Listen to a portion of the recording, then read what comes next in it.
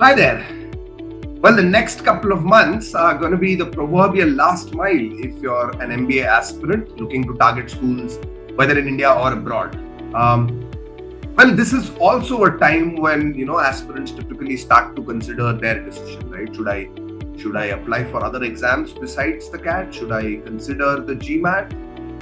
And since these sort of questions come up at this time, I thought I could plug a debate that is time immemorial, which is the CAT versus GMAT. Which one should I take? Which one is easier to crack? Which one will give me the best ROI, the best sort of return on my time invested?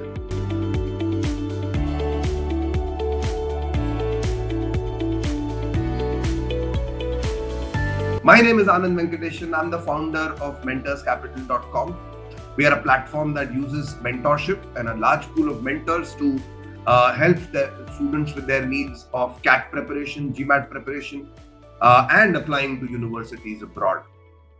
In this video, like I said, I'm going to cover this debate of CAT versus GMAT, try to sort of make sense of it for you, and hopefully leave you with some pointers that help you make this choice. Right? Remember, it's not a standard question. There's no standard answer to this, rather. But you need to decide what is the basis of making this decision, right? How do you decide, and what are the parameters you use to decide? Well, I think number of colleges that accept CAT, number of colleges that accept GMAT should be a good starting point, right? If I'm in college and I desperately want to get into a B school, then I'm going to pretty much apply to take those exams which give me plenty of options, which give me options ranging from the very best to the so not so great average colleges, average B schools, right? So that's one, the number of colleges and their pedigree. Number two, the test itself, right? The CAT and the GMAT needs to be compared on test difficulty, on exam difficulty, the ability to score, the ability to attempt, time management, and also the time it would take for me to prepare, right? CAT, traditionally is a longer term exam, right? You tend to prepare, aspirants tend to start preparing a year, sometimes even 2 years in advance, right? Is that so with GMAT? And is that different? If it is so, why is it so, right? And so those kind of questions come up. And finally, there are a few other things which apply to GMAT and not to CAT, or apply to CAT but not to GMAT. And so we look at some of these other factors in making a decision, right? Like I said, I'm not going to give you a straight off prescription. I'll hopefully help you make this choice for yourself. So stay tuned till the end of the video. All right, let's start with the first parameter: colleges that accept, CAT or GMAT scores, right? Well, CAT is a hands down winner here because most of the IIMs, the new as well as the old ones, accept the CAT score. As also top colleges, top B schools like Jamnalal Bajaj, like SP Jain, MDI, IMT, pretty much every B school worth its salt, if it's not conducting its own exam, it's probably accepting a CAT score. So large pool of colleges. But having said that, remember, it all depends on one test, on one given day, which is going to be 27th of November this year, right? So do you want to let your fate hang on one day, or would you rather hedge your bets? I think that's, I guess, the question. And on the other hand, you have the GMAT, a relatively new player in this field, right? But catching up very, very fast, right? And most people uptake the GMAT, well, either to apply to ISB, right, either to their PGP program or the YLP program. There are a couple of other schools that accept, the GMAT scores, the Great Lakes School of Management being one, also, XLRI, SP Jain, MDI, and some of these other top schools, including some of the IIMs, also accept the GMAT score for their executive MBA program, not for their PGP program, but for their executive MBA program for people with substantial amount of work experience, right? So it's catching up, but there's still a long way to go, right? So if you're an Indian student looking to apply to Indian B schools and study in India, well, you have to take the CAT, I guess, right? But GMAT gives you that flexibility, right? Because it brings in a new set of colleges, B schools, and that list is ever expanding. If you're taking the CAT or GMAT next year, then probably this list will be even larger, right? But if you're looking to apply abroad, right? If it's the MIM that you're targeting, then I guess GMAT becomes your priority, right? So I guess it depends on where you want to apply to. All right. Second parameter, how difficult is the exam? How difficult is, is it to prepare and get a good score in the GMAT and CAT and GMAT? And finally, how long do I need to prepare, right? Well, I think the jury is out on this because, and at one end, traditional wisdom says CAT is much harder, right? I mean, everybody tells you that. But is that really so? Well, I would contest that not really that big a margin anymore.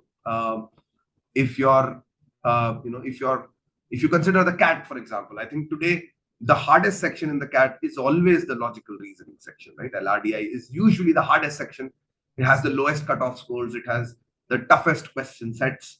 So to me, that is the hardest section. But then again, the cutoff scores are low there, right? Most engineers end up writing the CAT, so the quant cutoffs are really high. So in a sense, while the section is not extremely hard, it's moderately difficult. Scoring in the quant and getting a competitive score in the quant section becomes a lot harder, right? So I guess it's not so much the test difficulty as the competitiveness and the fact that these schools tend to use sectional scores that probably will, get you. On the other hand, GMAT, I think the verbal section is what people find harder, right? Now, this is not a percentile. Well, it is a percentile-based exam. It does take into account how many people got that particular question wrong because it's an adaptive test, remember, right? But at the same time, it's a progressive test, which means that it's not like you're going to get only difficult questions. It sort of calibrates the difficulty according to your response, right? But what I'm trying to say here is that traditionally people find, critical reasoning. They tend to find sentence correction, which is grammar, a lot harder to tackle on the GMAT, right? Most Indians tend to be average, above average in quant, right? And remember, the quant we are talking about here has pretty much the same topics as the CAT, but the depth to which these topics are tested is vastly different, right? So which means that there is going to be a large gap between the difficulty level. CAT is harder than the GMAT. I guess that's the overall verdict I'm going to leave you with. Number two, how difficult is it to score? Well, on the CAT, for example, you don't need to attempt, all questions, right? You typically get away with attempting about 70-75% of questions. On the GMAT, you need to be on your game, right? So since the test is not so difficult, there is the additional condition of you need to attempt all questions, right? Which is, well, it's manageable, but it makes things a little, practice oriented. You need to make sure that you take enough mocks and are able to manage time, right? In fact, there's a huge penalty for skipping questions, right? For leaving questions unattempted in the end. And finally, preparation time. Well, typically CAT is the long haul, right? It typically takes 6 months, right?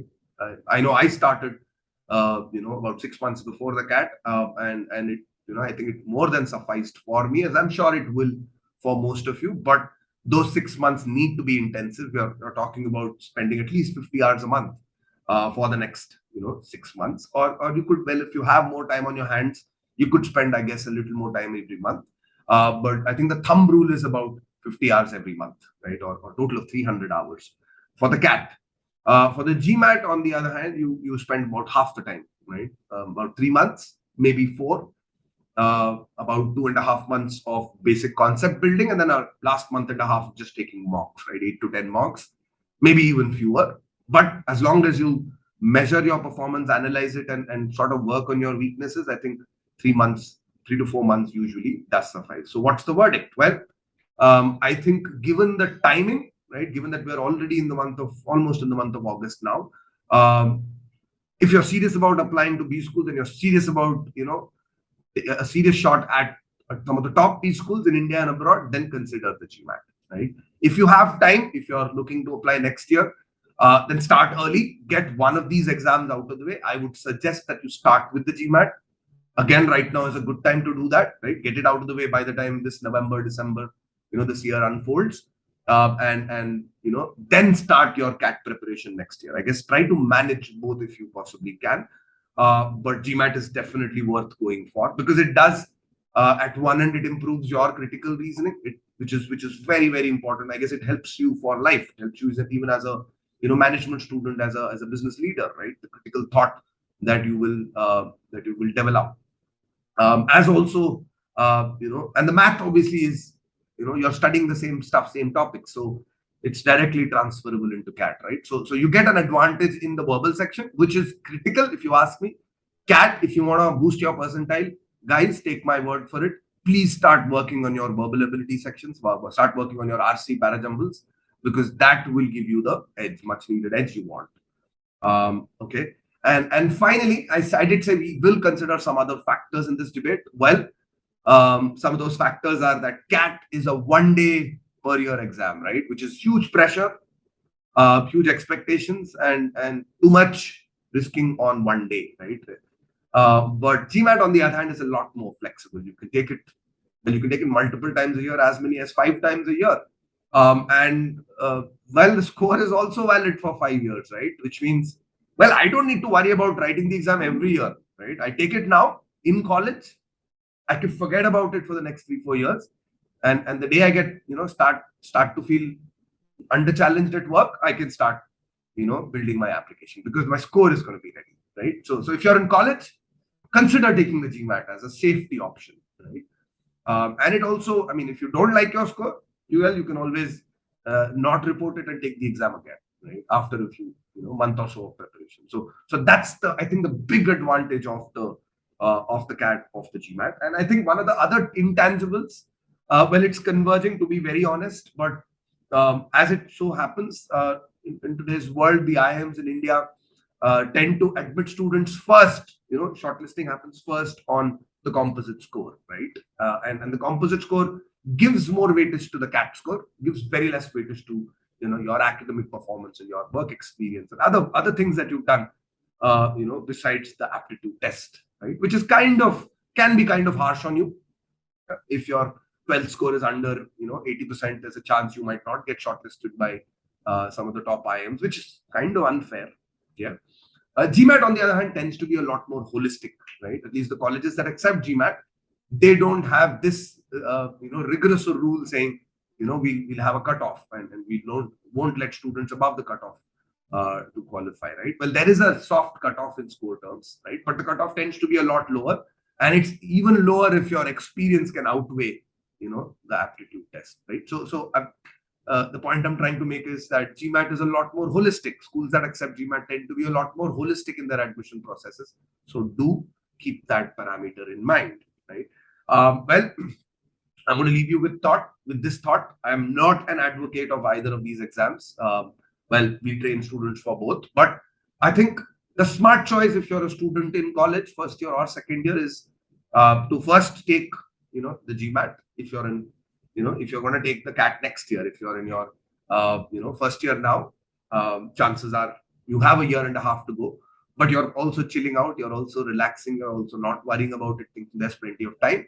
Yes, there is plenty of time, but experience tells me that if you start early and you get one of these exams out of the way, it can really take the pressure off you, right? Imagine a 700 on the GMAT and an ISB application down the corner, YLP application down the corner, means that you're not going to stress out about the CAT score, about CAT preparation. And that, well, to me, that's one of big factor that, that can ruin your test day, right? So the lack of that stress can really help you. All right. Quickly, I want to tell you a little bit about ourselves. Mentors Capital obviously is a platform that heavily believes in the power of mentorship. We believe it can solve problems across the board, whether you're considering applying or you're in the process of application or you've already applied and you need some help clearing interviews and other assessments, right?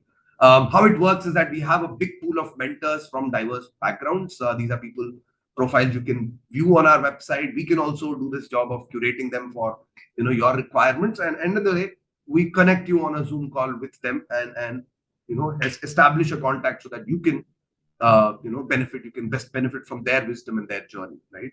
Our services obviously are at 3 different stages. You can come to us at the last minute and ask us to help you with interviews and other assessments. Last stage. You can come a little earlier than that and ask us to manage your entire application journey. Let's say start with colleges, choosing which colleges to target, how many of them to target, and then build applications to those one at a time. and also target financial aid and other such nitty-gritties, right? So that's the second service. And finally, I think we tend to be aptitude experts, right? Without being modest about it, without being pompous about it, rather. So I think CAT, GMAT, and SAT and some of these other aptitude tests are what we're really great at. We can start you up on a 3 month to 6 month program, which could be delivered to you from the comfort of your homes. Come take a trial session with us. I'm sure you're gonna love it, right? Well, if you have anything to ask us, do let us know in the comments below. Write to us at the email address shown here on your screen. You can also send us a WhatsApp text directly. The number is flashing up on your screen. I'm also going to leave a link in the description where you guys can, register for a trial, register for a free counseling session, profile evaluation, if it may. So excited. I'm waiting to hear from you guys. I hope this video helped you. Thank you. Have a great day and all the very best.